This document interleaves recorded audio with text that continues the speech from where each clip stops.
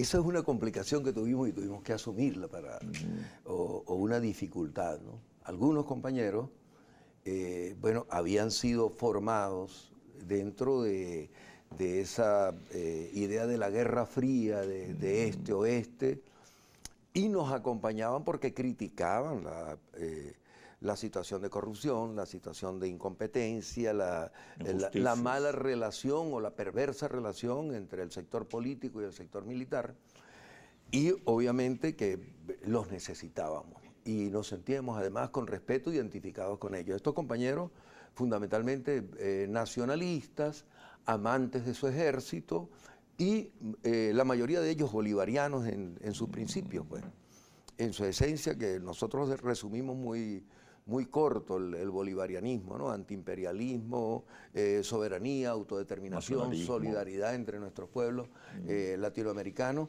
Estos compañeros ocupaban un espacio. Habíamos otros que teníamos una visión social, yo digo, progresista, más de avanzada. Probablemente la de más avanzada era la de Hugo Chávez, que tenía esta relación con... Ahí estabas tú, en ese grupo.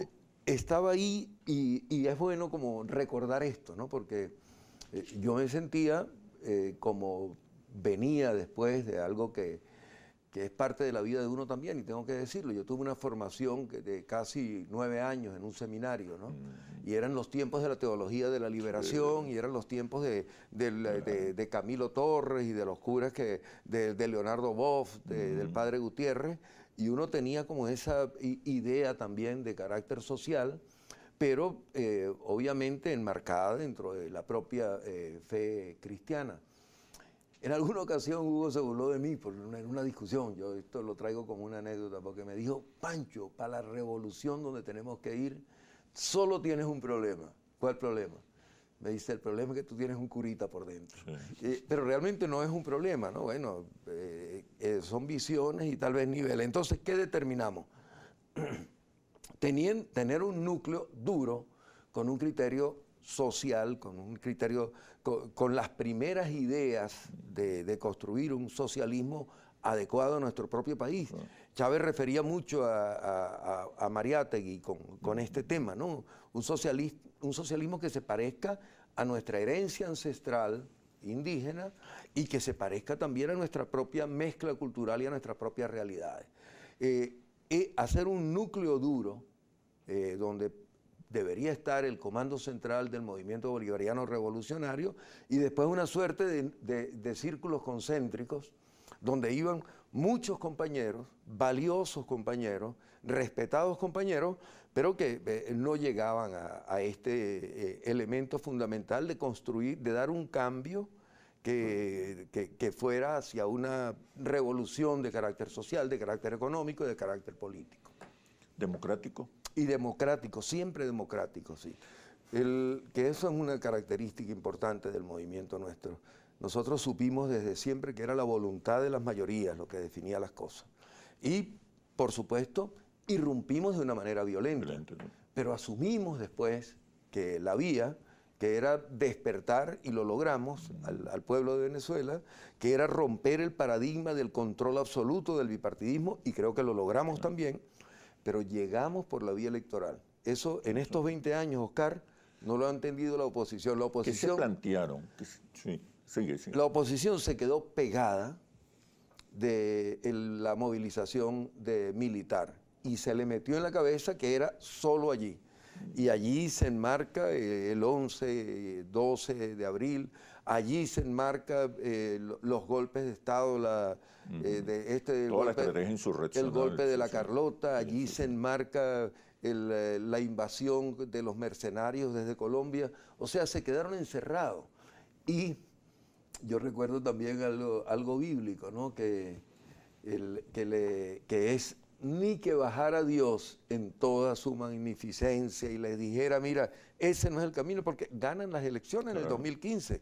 Tienen todo el poder, el más importante tal vez de los poderes reguladores dentro de la estructura nueva de la Constitución de la República Bolivariana de Venezuela, el poder legislativo, y lo tiran por la ventana. Lo tiran por la ventana burlándose del pueblo de la confianza de la gente y siguen con la vía insurreccional. Dicen que Dios ciega al que quiere perder. Pero esto de verdad que nosotros entendimos, nos costó y teníamos discusiones. No sé si tú recuerdas que yo le dije a la Causa Radical entonces que llevara mi nombre para ser candidato a diputado, de manera de que arrastrara votos y terminara de romper con aquello que ya Caldera comenzó a romper con esto, con su candidatura del chiripero. Y bueno, me criticaron tal cual. Después, yo recuerdo que recibí un cargo de Caldera y otra vez me criticaron. Hugo Chávez lo entendió y fue a conversar conmigo y me dijo, y le expliqué, mira, tenemos que quitarnos el uniforme militar y vamos por la vía democrática. Después me lancé a candidato por el Zulia en 1996. Sí. Y igual, ¿no? Todavía no... Había una mayoría tal vez de compañeros civiles y militares que era la gran insurrección militar. Yo estaba absolutamente convencido, lo estoy, y Chávez, por supuesto, también convencido, pero esperando el momento. Nosotros siempre asumimos que era la vía democrática, que era la vía electoral. Desde el principio, incluso desde el 4F, desde el 4 de febrero. ¿Qué se plantearon? ¿Cuál era el programa? ¿Cuál era el objetivo? Nosotros ganábamos porque nadie hace una movilización de estas para perder y para ir preso, ¿no?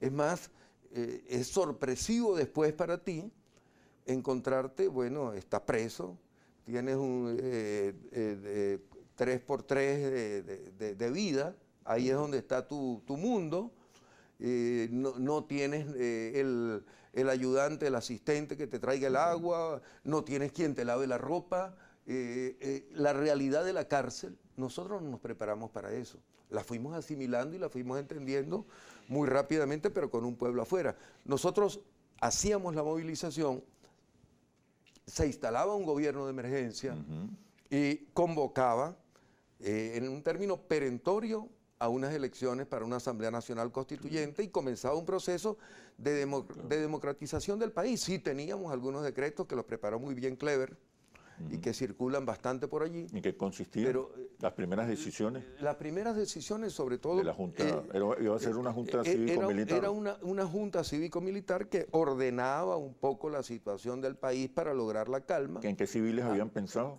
para esa Junta? Nosotros habíamos pensado en lo que se llamaba algún grupo de los notables. Y habíamos conversado con algunos generales que participaran también en la Junta, ¿no? Entre otros, recuerdo que conversé con Müller, que me correspondió a mí tocarlo directamente. Pero otros generales, algunos, no viene el caso mencionarlo, pero 5 impar se tomaban las decisiones por consenso y cuando había mucha discusión por mayoría y se iniciaba un proceso de reordenamiento del país nacional, fundamentalmente la Asamblea Nacional Constituyente. Había la certeza de que se podía ganar, de que esa rebelión podía triunfar, ¿no? ¿Por qué fracasa? Por favor, me respondes cuando regresemos a los comerciales. Ya venimos. Un militar que cambió el destino del país. Te preguntaba sobre las certezas de triunfo. Sí, ¿por qué tan seguro de ganar y por qué fracasa? Sí. Fracasa en términos militares, ¿no? Pero en términos políticos fue una victoria contundente. Para ser bien franco contigo, nosotros sabíamos que podíamos perder, que nunca lo decíamos a la gente nuestra y que manteníamos, en mi caso particular, en el Zulia, y mientras se estaba dando todo el proceso, llega un momento en que uno se queda como aislado, Oscar. Se queda como, no teníamos la facilidad de teléfono que hay ahora, que la gente que se cae, qué sé yo, WhatsApp y comienza por WeChat o comienza por Telegram o comienza por Signal. No teníamos ni siquiera el teléfono, pues. Entonces, uno tuvo esa sensación en algún momento, yo no sé si otros compañeros también la tuvieron, pues el propio Chávez y algunos otros, de que era él y su unidad y que el resto no había funcionado. Pero el plan operó. Movimos una gran cantidad de personas. Yo creo que movimos alrededor de 5.000, pero comprometidos teníamos casi 10.000 combatientes. Pero bueno, la mitad o un poco más se arrepiente en el camino, ¿no? se compromete y a la hora de las pequeñitas, bueno, comienza a pensar y a dar vuelta. Nosotros teníamos, yo digo en el fondo, una gran duda, porque es que al final no pudimos engranar, hubo cantidad de filtración de información, hubo delaciones, hubo penetraciones al movimiento, incluso por otros sectores que venían de la izquierda armada también.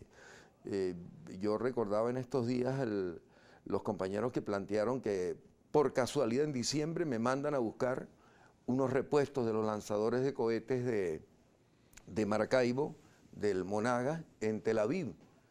Y a Chávez lo mandan un poco antes a hacer un curso de contrainteligencia en Guatemala, que era, por supuesto, patrocinado por la Escuela de las Américas.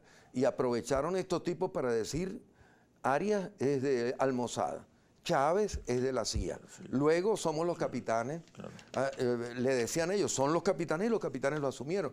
Entonces, teníamos como unos elementos muy contradictorios sobre lo que estaba ocurriendo.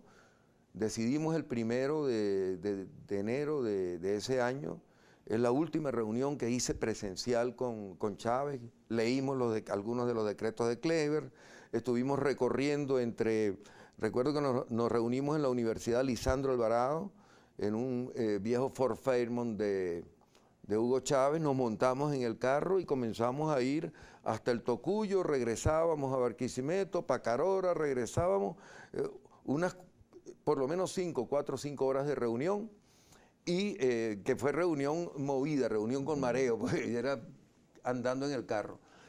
Y determinamos que bueno, no podíamos hacer otra cosa que avanzar. Y entonces el riesgo era muy grande por las delaciones, no teníamos certeza, pero teníamos voluntad de vencer. Con lo que teníamos y a pesar de todo lo que habíamos analizado de las penetraciones, la sorpresa y actuar muy rápidamente era lo que nos correspondía. Quedamos ahí en que Chávez visualizaba el momento, el día D y la hora H, junto con el equipo que estaba en Caracas, y nos mandaba con suficiente antelación la información al Zulia para que yo lograra movilizar Occidente, que era mi responsabilidad concreta, ¿no?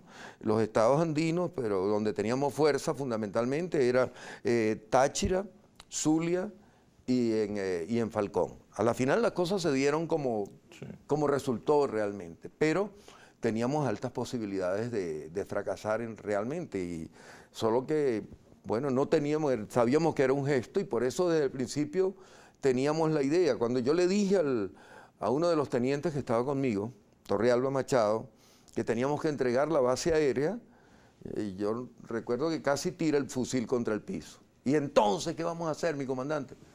Esto pasa a otro plano. Esto pasa a otro plano y no podemos seguir manteniendo estas posiciones. Teníamos casi 30 objetivos tomados en el Zulia.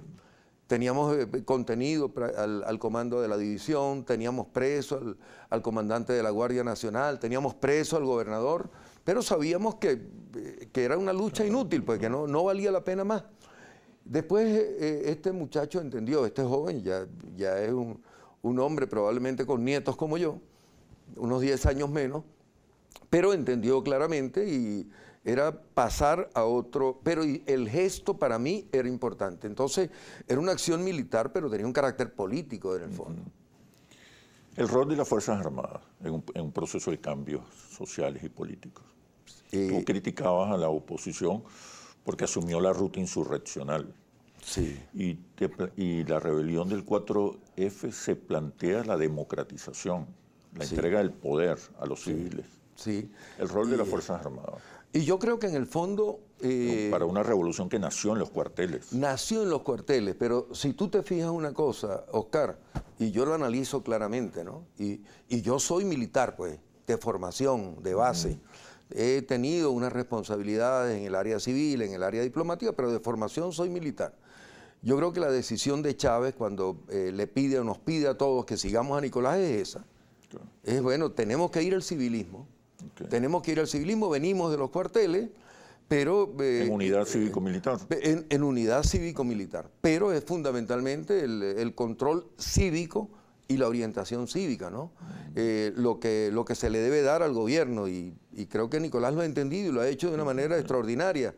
Y las Fuerzas Armadas lo han entendido también. La Fuerza Armada lo ha entendido. Ahora, ¿qué ha pasado aquí como para venir al momento, en estos años, al presente, ¿no? Que no hemos tenido tranquilidad, de verdad, para ir ordenando las cosas, ¿no? Entonces hemos venido como de suspenso en suspenso. Ha sido una revolución muy asediada. Entonces, demasiado asediada, perseguida, golpeada. Entonces, otras cosas probablemente hubieran sucedido si la oposición, que es importante para todos estos procesos, porque es el equilibrio entre una posición y una visión del Estado y otra visión del Estado. Hubiera tenido un poquito de sensatez y hubiera seleccionado, como nosotros seleccionamos de hecho, el camino electoral, el camino democrático. ¿Por qué la oposición no ha logrado entender eso? ¿Por qué ha sido una oposición tan antidemocrática, Yo creo que tiene que ver con algo, ¿no? Ellos decidieron no recurrir o sintieron que el pueblo no les pertenecía, que las mayorías no les pertenecían, que Juan Bimba ya no era de ellos. Bueno. Entonces decidieron... Por un desprecio también por los sectores populares. En parte sí, pero decidieron que la fuerza era el apoyo de los Estados Unidos, fundamentalmente. Y entonces para demostrarle a los Estados Unidos tenían que recurrir al argumento aquel del comunismo, de la Guerra Fría, del riesgo para su seguridad nacional, y lo han venido manejando de esa manera.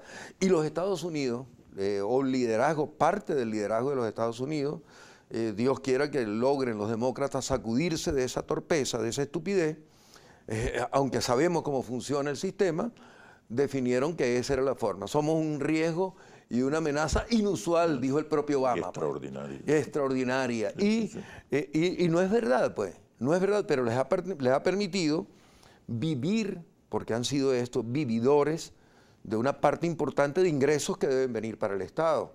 De los ingresos de Citgo, de los ingresos de monómeros, de los depósitos en la banca europea y en las bancas extranjeras. De los donativos. Y de los donativos. De eso han vivido estos sinvergüenzas. 20 años. Y han sido cómplices de esta anomalía.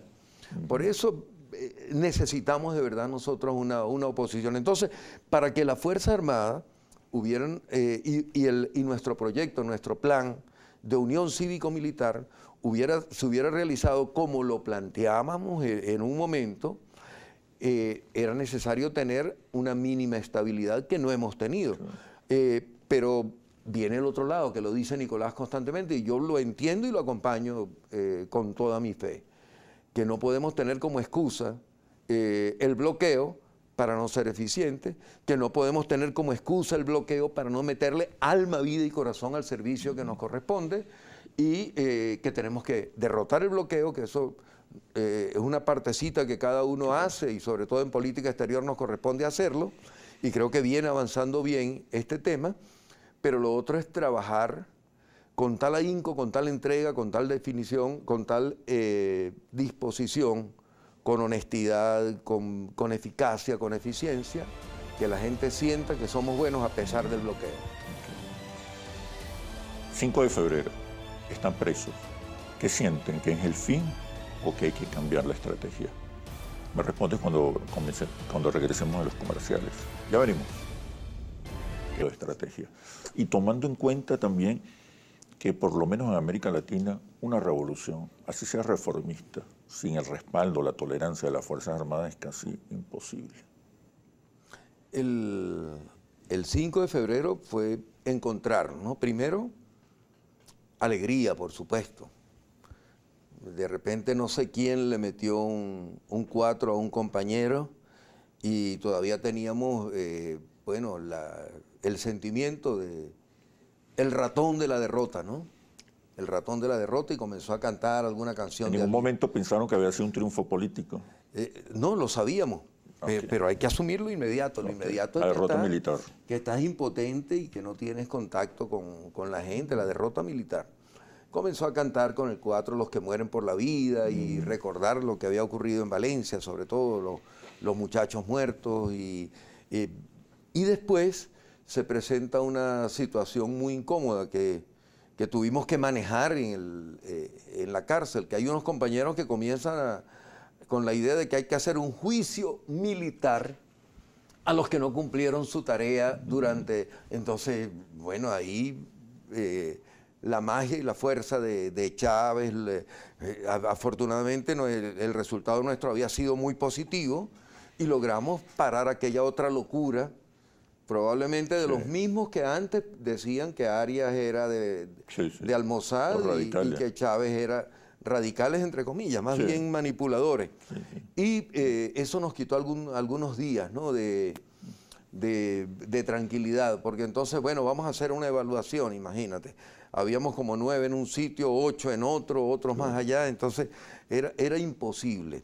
Logramos derrotar esto, iniciar un contacto hacia la calle y comenzar a manejar el tema con lo que nos había quedado en la calle, el tema político. Pero todavía había una gran cantidad de compañeros que pensaban que era la insurrección, pues. Por eso el 27 de noviembre. Algunos estábamos convencidos de que lo que se hizo ya estaba hecho y que no había que forzar más la barra, pero estos compañeros insistieron y yo creo que el propio gobierno de Pérez lo promovió también y se dio la insurrección después del 27. Pero a partir del 5 de febrero ya nosotros sabíamos perfectamente que comenzaba el trabajo político en forma, con todas las de la ley, y mantener aquella relación de compañeros presos en la cárcel, de las familias, qué hacer con las esposas, cómo van a comer los hijos. Afortunadamente en aquel entonces el ejército les mantuvo el sueldo, nos mantuvo el sueldo, ¿no? Nos mantuvo el sueldo, no lo congeló de inmediato, que la ley dice que hasta que tú no eres condenado, sentenciado y eres expulsado, mantienes tus prebendas, por lo menos la prebenda salarial que sirve para la familia. Yo creo que el tema nuestro después del 5 fue sencillamente ubicarnos en el espacio donde estábamos y afirmarnos ahí para seguir dando la lucha. Y lo otro que tú señalas, sí es cierto, no se puede pensar en un cambio, en una transformación, si no se piensa en una Fuerza Armada que las respalde. Pero yo digo sobre todo que las entienda, ¿no? Que las entienda. Nosotros avanzamos mucho, Oscar, en el tema de la unión cívico-militar. Pero la propia guerra nos ha llevado a algunos excesos, yo voy a decirlo, que son dolorosos, ¿no?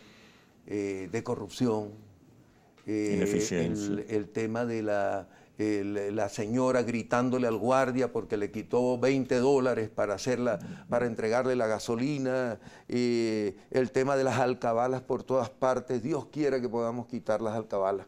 Esa para mí sería, si un objetivo tiene para mí, que quitemos todas esas alcabalas que no son más que matracas repetidas. Hay 18 alcabalas para llegar de Maracaibo y no lo puede hacer un gobernador. Yo no lo pude hacer como gobernador, porque me decían que había un pote que tiene que hacer cada jefe de comando para mandarlo al comandante de la guardia. Y eso es una herencia de la Cuarta República que no hemos logrado solucionar.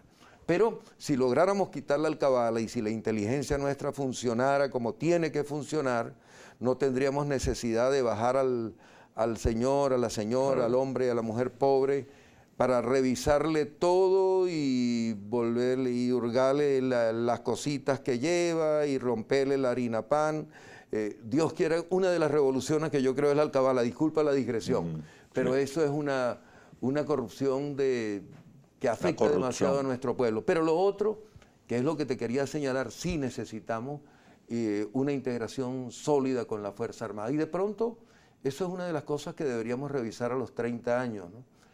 A eso iba, que hay que revisar ahorita. ¿Cómo está funcionando esto? ¿Cómo está funcionando el mundo militar, la preparación? No tendremos en este momento muchachos que aspiran más a ir a un cargo civil sin ir a la universidad pública o privada y utilizan como trampolín la Fuerza Armada para llegar a ser ayudantes de un ministro, ayudantes o estar en X cargo. O sea, ¿cómo está? Ese es un tema para el debate, creo yo, importantísimo en este minuto, ¿no? Y que no lo podemos evadir y que tenemos que tenerlo. El presidente está hablando de refundar la revolución, de renacimiento, de revolución permanente. Sí. Una de las críticas que se hace actualmente a la revolución es que se está repitiendo, que estamos usando los mismos símbolos, narrativas, consignas de hace 20, 25 años. y que hoy el país es distinto, hay nuevas preguntas que requieren nuevas respuestas. ¿Cómo ves tú este llamado del presidente Maduro en el marco de la conmemoración del 4 de febrero? No, a mí me parece que es sensato primero y luego que es oportuno, ¿no? Si hay algo que no podemos perder y sobre todo no lo puede perder, y afortunadamente no lo ha perdido Nicolás Maduro Moro, es el criterio de tener los pies en la tierra, de estar ubicado, yo creo. Por eso te decía al principio, no solo por ser civil es que el presidente se define por él, que es uno de los elementos que sin duda tenemos que entender, pero es además porque tiene criterio y está, además de la solidaridad, de la solidez, tiene criterios claros. Es pertinente hacer este análisis y refundar, porque a nosotros nos pueden quedar para hacer hegemonía. Ya el referéndum no se dio, no se puso de acuerdo con la oposición para eso. Nos quedan 2 años para garantizar un triunfo. Y nosotros tenemos obligatoriamente que pasar a ser mayoría. No, y mayoría contundente. Quiero decir, tenemos que ser más de 51% de la votación para ser hegemonía, para ser mayoría nacional. ¿Qué hay que hacer? Para eso... ¿Qué debe hacer el gobierno y las fuerzas revolucionarias para lo que está diciendo el presidente? Para recuperar la mayoría. Primero tenemos que ser muy efectivos y muy eficientes. Muy eficientes. Esto implica el funcionamiento de cada espacio, de cada ministerio. Aquí no hay tiempo ni hay oportunidad para que digan, ponme aquí que me voy a resolver yo. No. O sea, este que pusiste ahí tiene que ser el más efectivo y el más eficiente. El que produce los mejores resultados para el colectivo y el que logra con honestidad, con dedicación, que alrededor de él las cosas se den de la mejor manera. El modelo económico, Pancho. Si yo estoy, déjame hacer un ejemplo que puede sonar egoísta y personal. Si yo soy embajador de Venezuela en los Estados Unidos mexicanos y tengo 50.000 venezolanos que están allá, yo tengo que hacer que esos venezolanos tengan la respuesta oportuna y a tiempo, chocando contra quien tenga que chocar para que tengan la respuesta en la atención que les corresponde, en documentos, en atención a sus problemas, en solución a sus problemas. Pero cada uno tiene que hacerlo en todo el Estado. En el tema económico que tú me señalas, nosotros, yo creo que necesariamente tenemos que ser muy productivos, urgentemente. Tenemos que ser muy productivos y tenemos que inventar y ser productivos. Yo llegué y le dije al presidente y al canciller, voy a estar primero en Margarita, que tengo un hermano que tiene problemas de salud, Dios quiera, y se levante. Pero Margarita es como el ejemplo para nosotros de una de las potencialidades que tenemos que resolver, que es el turismo. Margarita, de pronto Falcón, tal vez algunos espacios de Zulia, Oriente en general, Puerto La Cruz, Cumaná. Tenemos que afianzarnos y eso implica utilizar todo el poder del Estado para darle facilidades a quien tenga capacidad para desarrollar el turismo y darle seguridad a la gente que viene. Y vender de la mejor manera en todas partes nuestra capacidad para atender que el margariteño la tiene, el oriental la tiene. ¿Te planteas incorporar el sector privado? Entonces, y tenemos que hacerlo con el sector privado, con los que puedan servir, porque a veces pensamos, no, es un quítate tú para ponerme yo y yo te lo entrego a ti, que tú nunca has tenido idea de cómo atender un turista, cómo preparar una comida, porque eres mecánico y entonces no vas a hacer sancocho de tuerca en vez de sancocho de pescado para atender a la persona que viene. Y no vas a tener la capacidad. A quien tenga la posibilidad tenemos que darle el apoyo y tenemos que contar con los privados necesariamente, sin menospreciarlos, sin despreciarlos, solo haciéndole que cumplan con sus responsabilidades. Yo digo que igual en el sector industrial, igual en el sector petrolero, ser efectivos, ser eficientes y abrir las puertas con toda la franqueza. Yo pienso que por ahí va, o por ahí entiendo yo, lo que está diciendo el